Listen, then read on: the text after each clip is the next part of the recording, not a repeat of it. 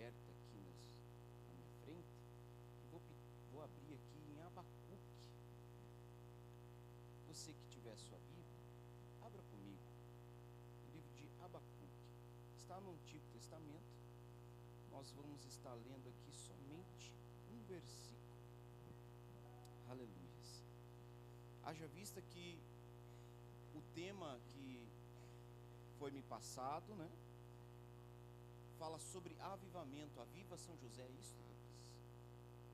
Então, quando me veio esse tema, o Senhor trouxe à minha memória este versículo, esta passagem, a qual vamos estar lendo. Abacuque, capítulo 3, verso 2. Quão amáveis são Aleluias. os teus tabernáculos, Senhor dos exércitos. Quantos encontraram? Levanta a mão para cima, assim. Aleluias. Tem gente folheando ainda? Quem não encontrou, fale misericórdia. Então nós esperamos.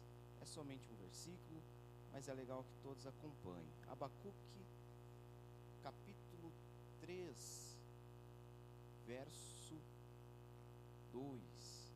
Abacuque é um livro difícil de encontrar, porque ele é um livro curto, tem somente 3 capítulos, e ele se encontra no Antigo Testamento. Então eu sei que às vezes tem gente que sofre um pouquinho para achar. Posso ler? Amém? Está escrito assim: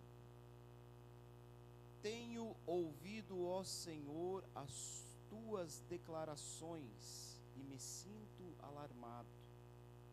Aviva a tua obra, ó Senhor, no decorrer dos anos, e no decurso dos anos faze-a conhecida. Na tua ira, lembra-te da misericórdia. Amém. Em algumas traduções está escrito: tenho ouvido a tua palavra e temi.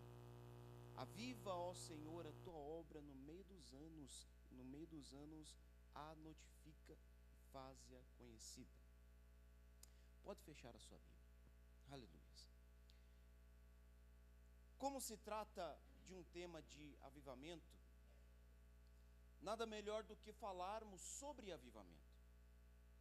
Avivamento é um tema não muito difícil de ser pregado, mas um pouco difícil de ser vivido, porque muitos entendem avivamento de uma forma diferente.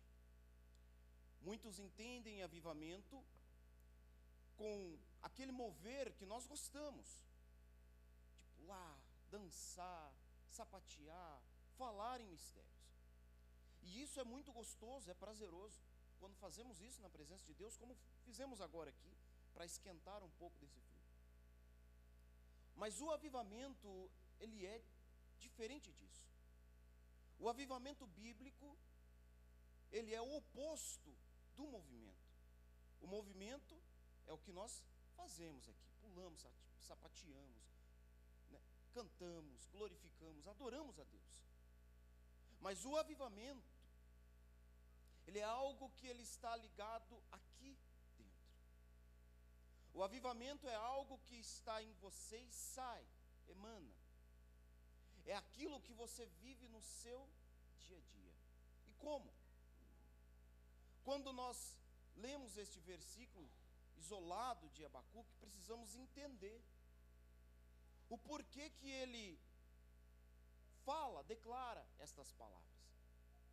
Primeiro, é interessante entendermos o contexto do livro e da vida de Abacuque. Abacuque era um profeta que profetizou em torno de 605, 609 antes de Cristo.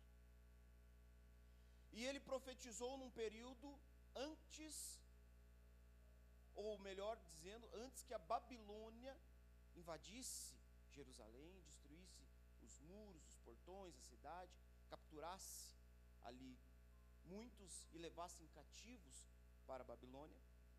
ele profetizou neste período também juntamente com o seu próximo ali, Jeremias, que também profetizou neste período. A mesma profecia, que era o quê? Um castigo. Mas que castigo? Um castigo porque o povo de Judá, a nação de Judá, estava distante de Deus. Tinham se afastado do relacionamento de Deus. Estavam vivendo uma vida de idolatria, vivendo uma vida de pecados, adorando a falsos deuses, vivendo uma vida promíscua. E isso desagrada a Deus. Como o povo não se entregava, não voltava para o caminho certo, que é a presença de Deus, o caminho de Deus, a palavra, obedecendo a lei, Deus começa a usar os seus profetas para anunciar que deveriam, melhor dizendo, ter um arrependimento, pois se não houvesse um arrependimento, um castigo iria vir. Mas o povo estava com o coração endurecido e não ouvia mais a palavra de Deus que saía da boca dos profetas. Abacuque, tudo indica que ele era um músico que atuava em Jerusalém. E de Jerusalém ele observava o que acontecia em meio ao povo, com a nação. Ele observava como o povo estava distante do Senhor. Então, como ele estava em conexão, como ele estava em oração, como ele estava na presença de Deus, Deus usou ele para anunciar estas palavras. Que se não houvesse uma mudança, iria vir um castigo. Quem era esse povo que iria vir como castigo? Os caldeus, os babilônios. Um povo de guerra. Um povo preparado, muito forte, que já naquele período já tinha conquistado outras nações. Realmente uma grande potência. E Deus iria trazer este povo, esta grande potência, guerreiros preparados para uma batalha, para destruir a cidade, destruir, roubar, para então realmente ser um castigo para aqueles que não estavam dando ouvido à palavra de Deus. Isto entra no coração de Abacuque. E Abacuque começa a fazer alguns questionamentos. Ele quer entender por que Deus usa uma nação tão ímpia, tão pecadora, que eram os caldeus, que eram os babilônios, para castigar o seu povo, que também estava em pecado, estavam sendo comparados como os ímpios, mas ele não consegue entender o porquê. E ele faz perguntas, ele questiona a Deus o porquê. Deus o responde. E uma das respostas que Deus lança para Abacuque é que, no capítulo 2, versículo 3, porque a visão é ainda para o tempo determinado, diz o Senhor para Abacuque. Mas se apressa para o fim e não enganará. Se tardar, espera-o, porque certamente virá, não tardará. Estava determinado. A palavra de Deus já não iria mais voltar atrás. O castigo realmente iria vir para aquela nação de Judá, para o povo escolhido de Deus, mas que estava distante de Deus. Porque não basta ser um povo escolhido de Deus, assim como nós somos, um povo escolhido. Somos uma nação escolhida. Somos filhos de Deus. Não adianta sermos este povo escolhido se estivermos distante de Deus. E nem sempre estar na presença de Deus é somente estar aqui num culto, porque estar na presença de Deus vai além de estar aqui no culto. Estar na presença de Deus é o seu dia a dia. É quando você acorda e você dá bom dia, Senhor. Glória a Deus. Bom dia, Espírito Santo. Estar na presença de Deus é quando, ainda indo para o teu trabalho, você, quem sabe, dentro do teu carro, ou num fone de ouvido, sentado no ônibus, ou caminhando, você está ouvindo um louvor a Deus. Você começa o seu dia já ouvindo algo que vai fortalecer a tua fé. Quem sabe meditando, se alimentando na palavra. Estar na presença de Deus é quando você senta na sua mesa e você, mesmo que seja em pensamento, agradece ao Senhor pelo alimento que está na sua mesa. Estar na presença de Deus não é somente estar um culto, entenda isso. Porque tem muitos que pensam, não, eu estou na igreja, eu estou bem. E se engana.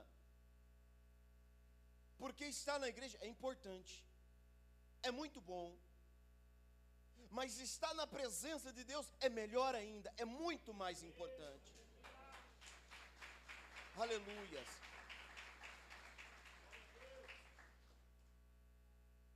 Estar na presença de Deus é o que vai fazer que você alcance a sua vitória, os seus objetivos, os seus sonhos.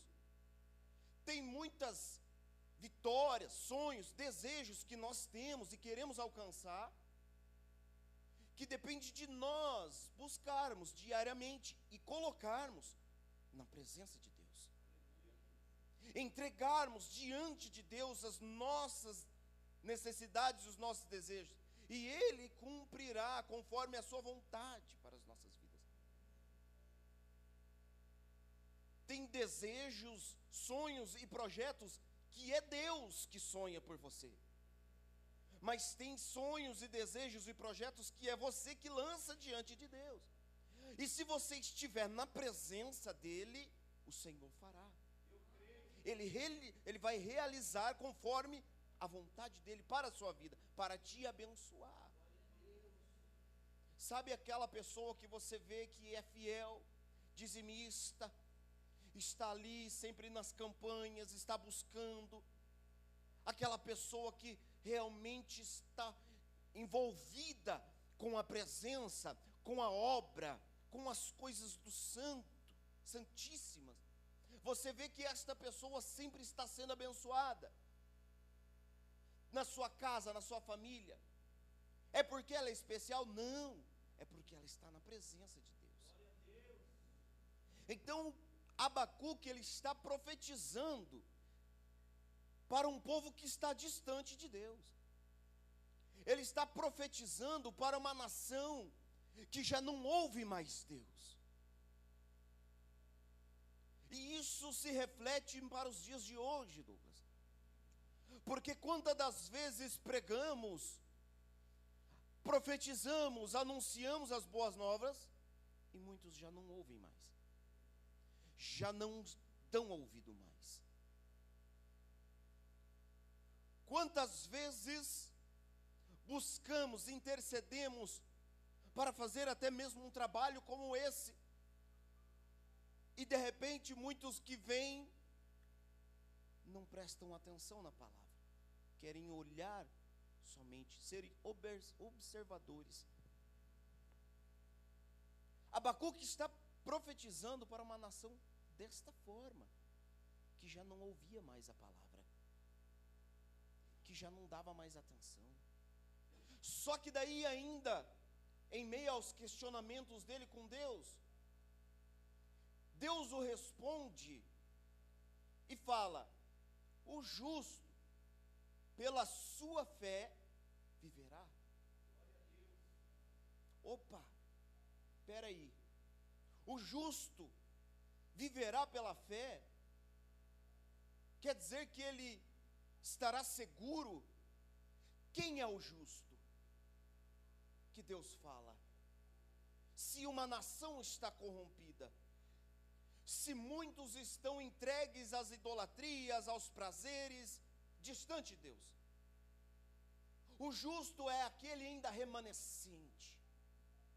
Porque em todo o período bíblico que você pegar para ler aqui, que te mostra que o povo, a nação de Deus se afastou, ainda assim havia remanescentes. Este era o justo que o Senhor estava falando, é aquele que ainda guarda a palavra, aquele que ainda tem temor. O justo ainda é aquele que teme e que deseja a presença de Deus, e que busca obedecer o máximo possível a sua palavra. O justo é aquele que ainda deseja viver os sonhos de Deus. O justo pela sua fé viverá, mas não quer dizer que estará livre do castigo. Não quer dizer que estará livre da opressão. Não quer dizer que estará livre da luta. Não quer dizer que estará, tá bem, estou tranquilo, estou salvo. Quer um exemplo? O povo não obedece a Deus.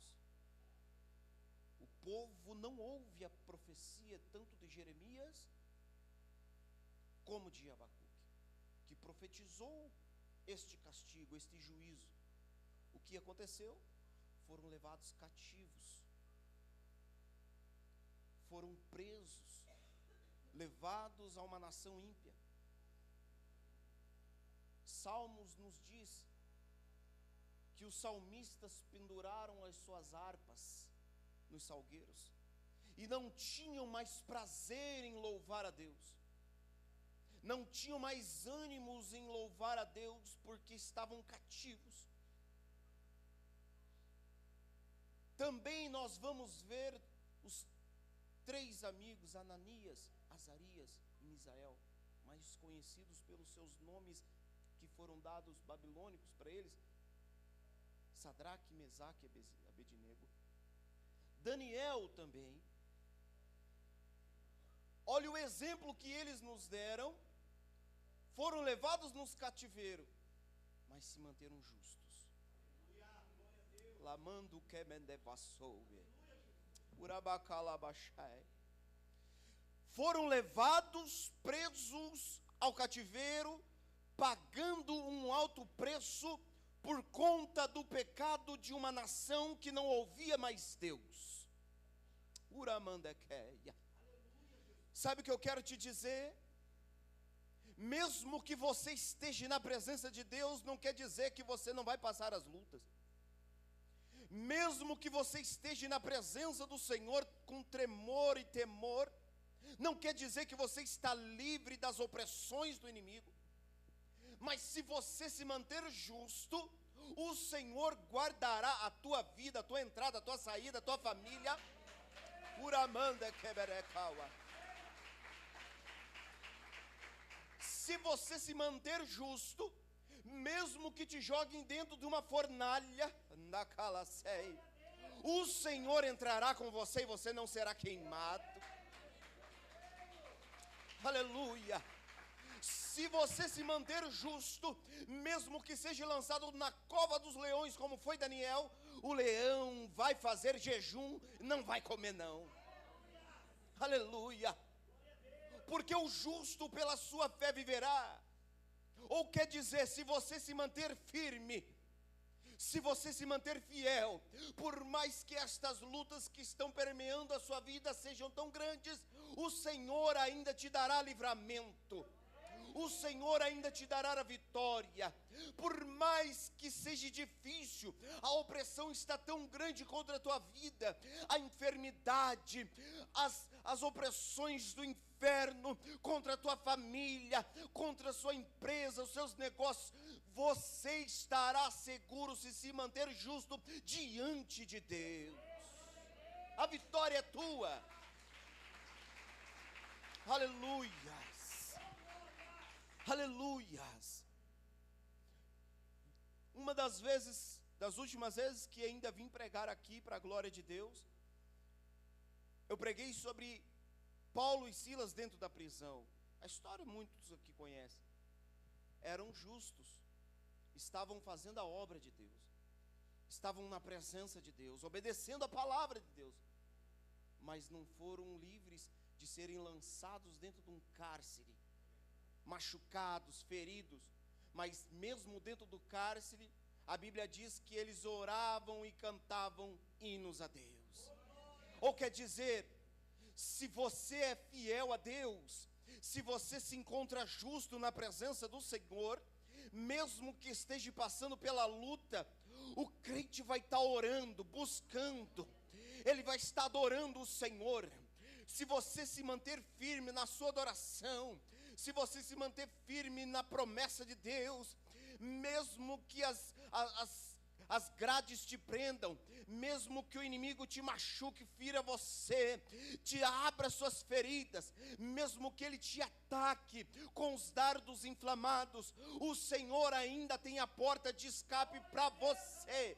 Você não está abandonado. Pedro foi lançado dentro de uma prisão, mas enquanto ele estava dentro da prisão, a igreja orava, unânimes por ele. Os justos estavam em ação, o justo ainda ora, o justo ainda busca, o justo medita na palavra, o justo está cheio do Espírito Santo, e quando ele dobra o joelho, o Senhor responde, porque enquanto a igreja orava, o anjo do Senhor entrou dentro da prisão, livrou Pedro da prisão, e o nome do Senhor foi glorificado uma vez mais.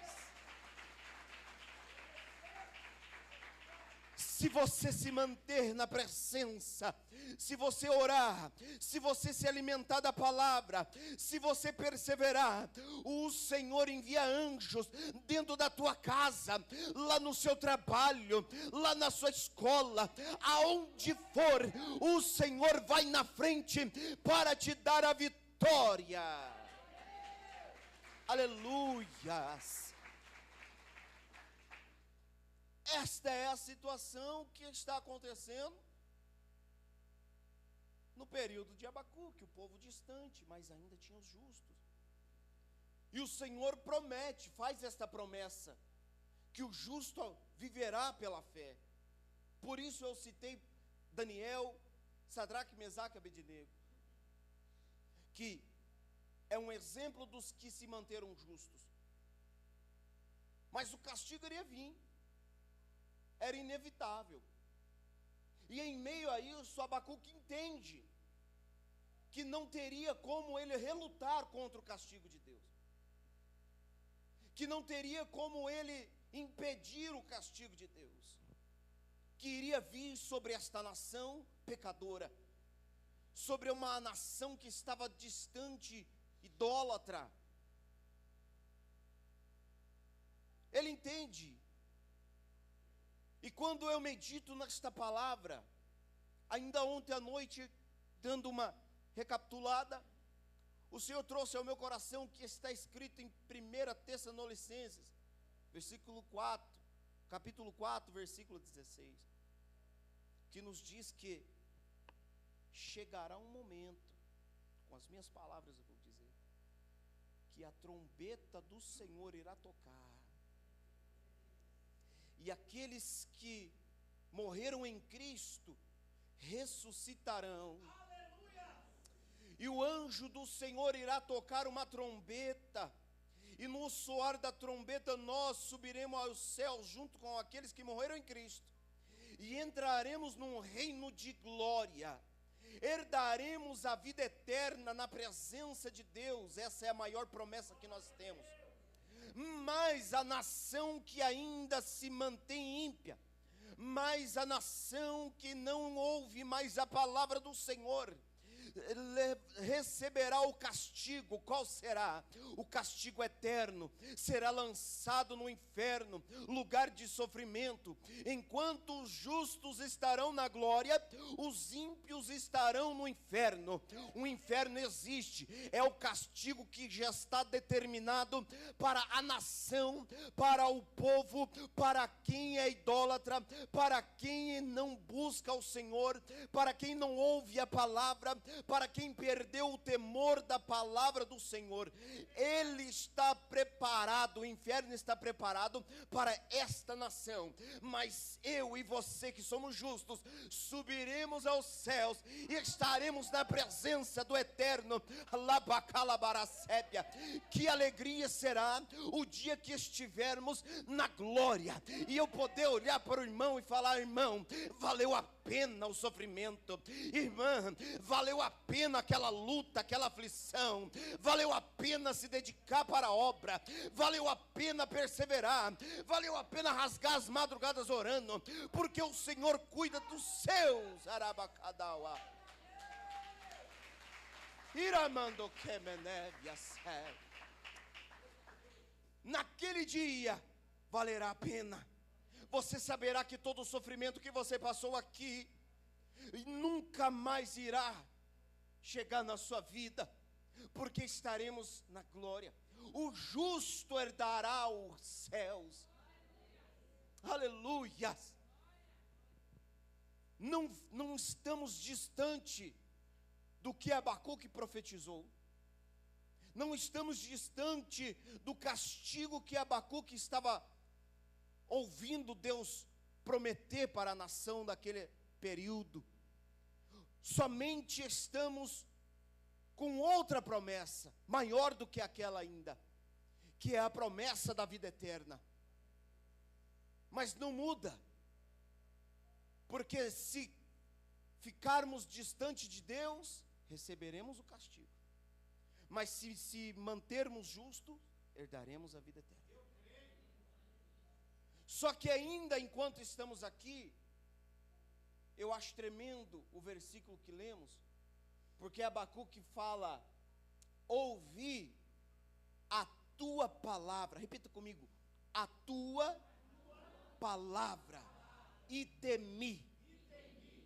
Então Abacuque, ele ouve a palavra, ele presta atenção na palavra, ele dá ouvidos à palavra, e daí ele fala: ouvi, Senhor, a tua palavra, eu entendi a tua palavra, que não tem como fugir do castigo, que a nação que está corrompida vai ter o seu castigo, e que o justo irá viver pela fé. Mas, Senhor, aviva a tua obra, aviva, e a notifica no meio dos anos, e a faz conhecida, Senhor, aviva.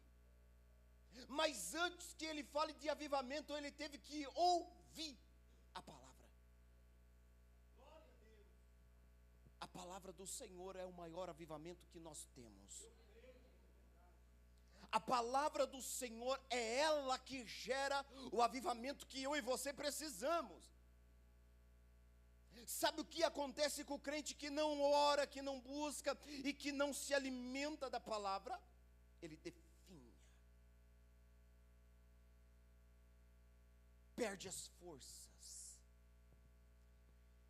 ele não consegue mais ter alegria, porque a palavra, Pedro fala, ele nos diz que a palavra de Deus, ela é como um leite racional. É aquele leite que toda criança, um recém-nascido, precisa ter nos seus primeiros dias para poder crescer e ser fortalecida.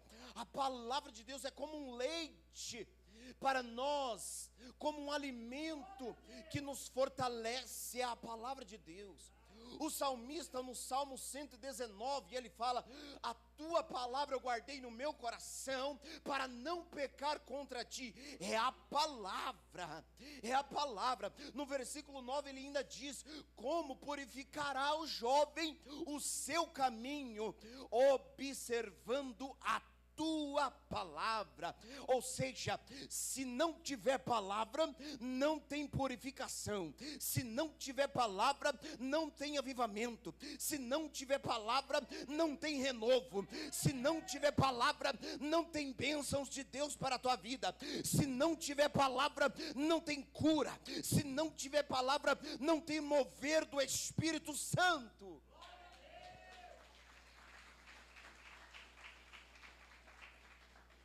Estamos vivendo uma época que a palavra já não tem mais valor. Eu já pude estar em algumas igrejas e presenciar, e eu falo com muito temor e tremor, porque coisa séria é falar da igreja de Deus. Mas eu já fui em lugares aonde que a palavra já não tinha mais a prioridade. Inclusive, acho que eu já até falei, compartilhei uma vez com o Douglas. Papá, descontraí e fui pregar um dia lá na divisa do Paraguai. Me deram um tema, Abacuque 3:2. E eu cheguei lá, eu já tinha uma palavra pronta para pregar lá. E quando eu cheguei lá, a igreja era uma vigília, melhor dizendo, o povo virando as cadeiras para cima, girando, pulando, caindo por debaixo do chão, gente rolando, aquele mover, aquele movimento pentecostal. E todo o momento o culto desta forma. Só que depois, quando veio a palavra, o povo já não estava mais no mover. Começou a ir para fora.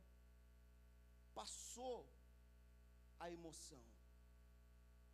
E para a glória de Deus, naquele dia, no momento do culto, o Senhor falou: pregue sobre o tema.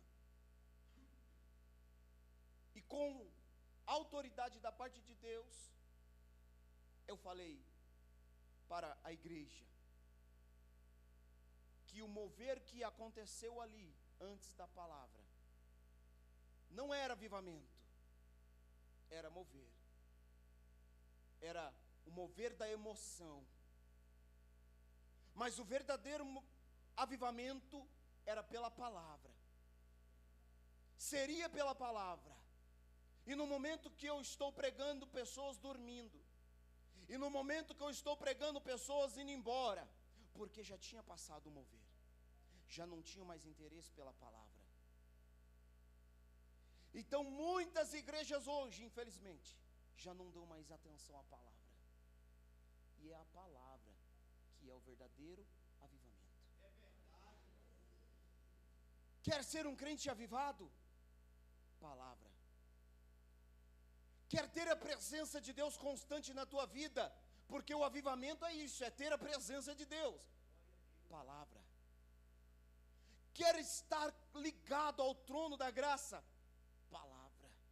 Sem palavra você não vai crescer na graça e no conhecimento.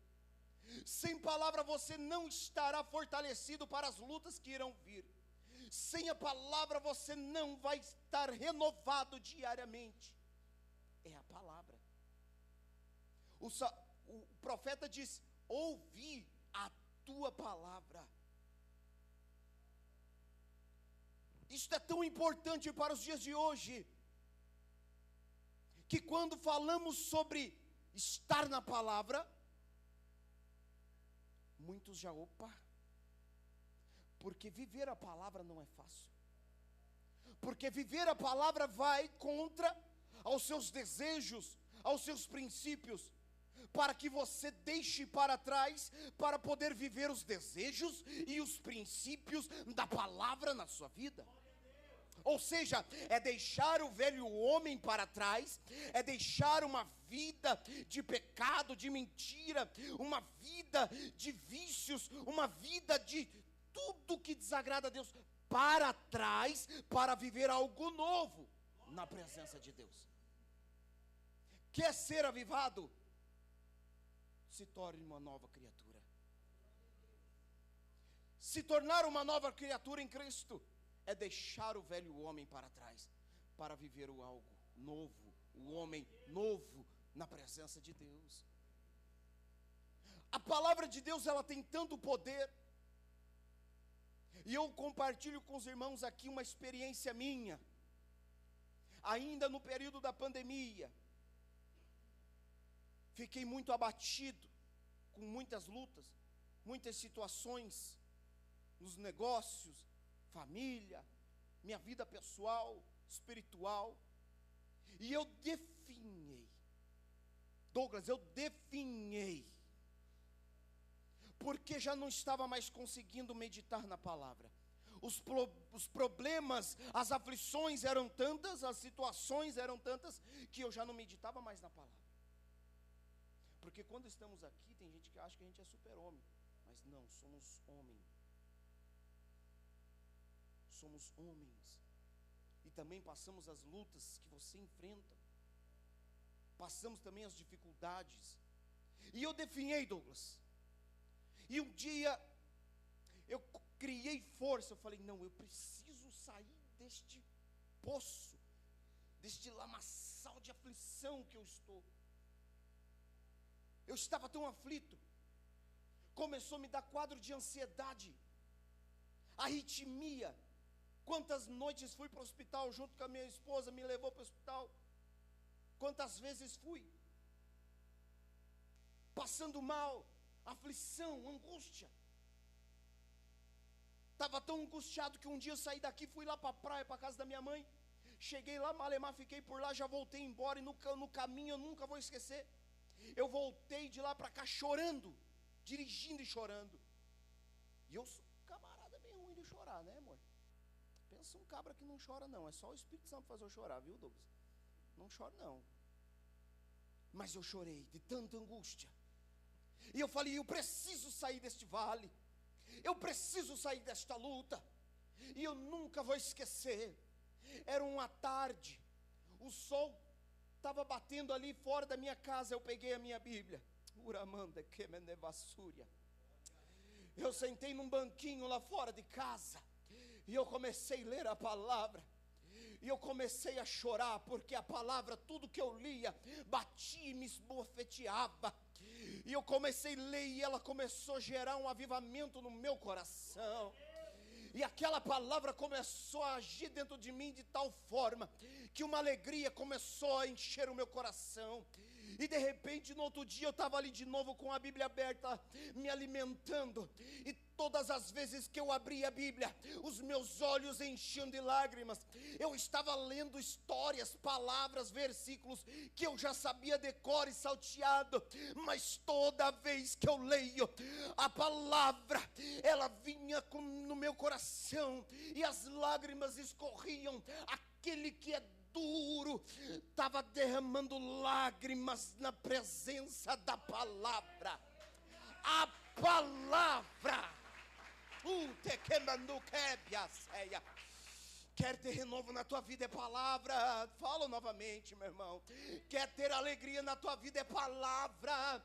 Quer ter a graça de Deus, é a palavra, meu irmão. Não adianta abrir o Salmo 91, colocar lá em cima da estante ou no painel do carro. Ela não vai fazer efeito se você não parar e ler e meditar na palavra.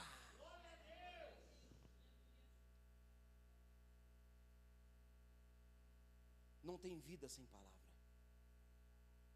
Vou compartilhar uma história da Bíblia. Chega de falar de mim. Após o cativeiro, após a Babilônia destruir Jerusalém, tudo o que aconteceu, o castigo ser tão severo, a Bíblia vai nos contar uma história de Neemias. Neemias, ele pega a autorização para poder ir em Jerusalém e reconstruir a cidade. Tapar as brechas dos muros, colocar os portões da cidade, reconstruir as casas, levantar novamente a cidade.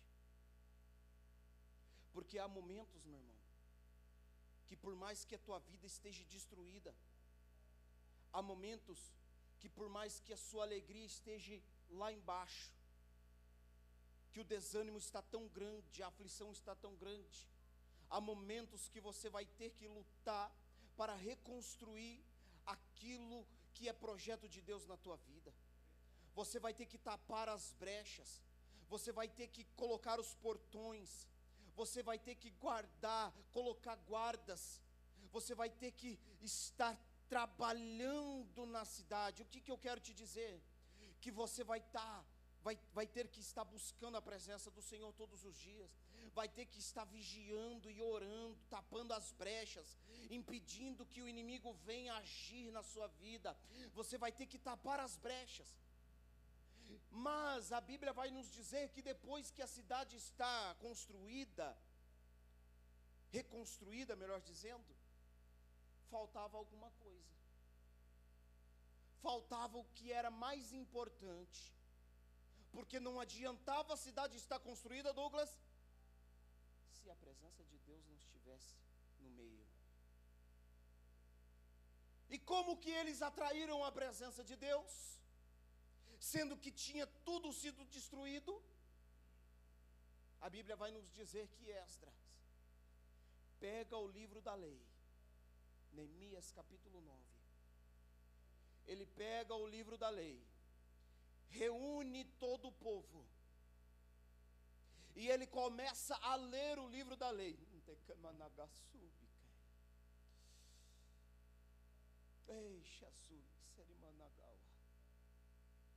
Toda a Bíblia ela é repleta de histórias lindas, mas esta história para mim é uma das mais profundas, mais lindas, porque o povo estava triste, em meio às ruínas, em meio às obras ali, toda aquela bagunça. Jerusalém era uma cidade formosa, Jerusalém era uma cidade linda, maravilhosa. De repente foi destruída e agora eles estão ali com tudo remendado. Mas daí Esdras vem, sobe num púlpito e ele começa a ler a palavra para o povo. E a Bíblia vai nos dizer que enquanto Esdras está lendo a palavra, muitos se jogam com a cara no chão e começam a prantear, chorar e clamar e exaltar a Deus o grande, porque a palavra estava sendo mencionada naquela cidade novamente. A presença estava voltando, e a Bíblia vai nos dizer que eles com alta voz começaram a se arrepender dos seus pecados, começaram a clamar ao Senhor, e rasgaram as suas vestes em forma de humilhação na presença de Deus, porque a palavra estava sendo pregada, a palavra estava sendo lida. Ei, talvez você não entendeu ainda qual é o tamanho do poder da palavra e o valor que ela tem na minha e na sua vida. O povo estava sofrendo, mas o que trouxe alegria novamente foi a palavra. Então o avivamento vem pela palavra. É por isso que, se você está aqui, ouve a palavra, guarda ela no teu coração, para que o Senhor venha renovar as tuas forças e você saia fortalecido deste lugar de oração. Aleluia. É a palavra. Quando o vosso pastor, o vosso bispo estar aqui pregando, ouve a palavra, guarda no teu coração, não deixe ela escapar. É muito importante. Talvez alguns pensavam que este culto, a gente estaria aqui pulando, voando. Mas é isto que o Senhor quer falar conosco hoje. Glória a Deus. Aviva São José. Mas para que São José esteja sendo avivada, você precisa estar avivado. Se você não estiver avivado, a tua casa não está avivada. Você está aqui hoje buscando avivamento para levar para a sua casa, e este avivamento vai para o seu vizinho, e este avivamento vai para o seu colega de trabalho, e este avivamento ele vai indo como um rio, fluindo, fluindo, fluindo cada vez mais. O avivamento primeiro começa em você.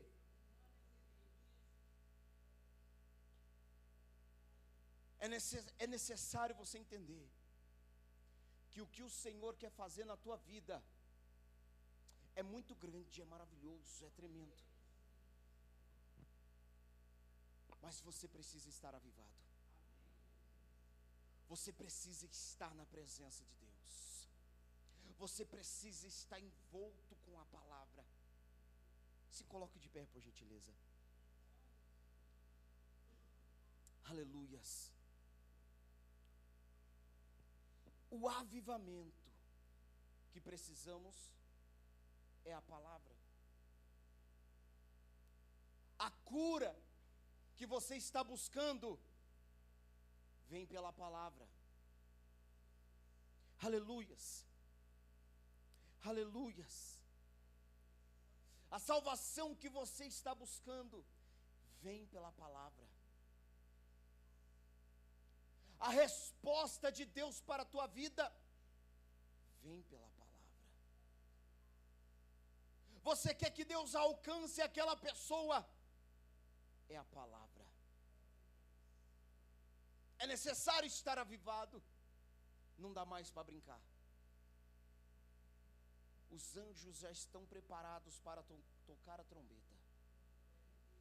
E o crente que não estiver avivado vai ficar. Mas se você e a tua casa estiver vivendo o avivamento de Deus, subiremos aos céus. Abacuque ainda, um dos seus trechos, suas falas finais, que são mais lindas, é algo que expressa tão confiança em Deus, tão desejo de Deus, e o nível de avivamento que ele se encontra, é quando ele recita no versículo 17: ainda que a figueira não floresça, e nem haja fruto na vide, e que o produto da oliveira minta, e os campos não produzem mantimentos, as ovelhas sejam arrebatadas do aprisco, e nos currais não haja gado, todavia eu me alegro no Senhor, exulto Deus da minha salvação, o Senhor Deus é a minha fortaleza, e faz os meus pés como da corça, e me faz andar altamente. Sabe o que ele está dizendo? Eu entendi, Senhor, que o castigo é inevitável, e que o justo irá viver pela fé. Mas eu ouvi a tua palavra, e mesmo que eu não tenha mais nada, eu ainda me alegrarei no Senhor. Mesmo que no milagre não aconteça hoje, eu ainda me alegro com o Senhor. Mesmo que os meus filhos morram, os meus gados, mesmo que tudo eu perca, e que o meu corpo se encha de chagas, como aconteceu com Jó, eu ainda me alegro no Senhor. Mesmo que tudo esteja perdido, assim como aconteceu com Davi, que pecou, que foi lá e fez o que não agradava a Deus, mas ele se humilhou e falou: Senhor, eu posso perder tudo, mas não retires de mim o teu Espírito. Mesmo que não tenha nada, se alegre no Senhor. Mesmo que o sofrimento esteja grande, continue se alegrando no Senhor. Mesmo na dor, se alegre, persevera, porque o Senhor cuida de você.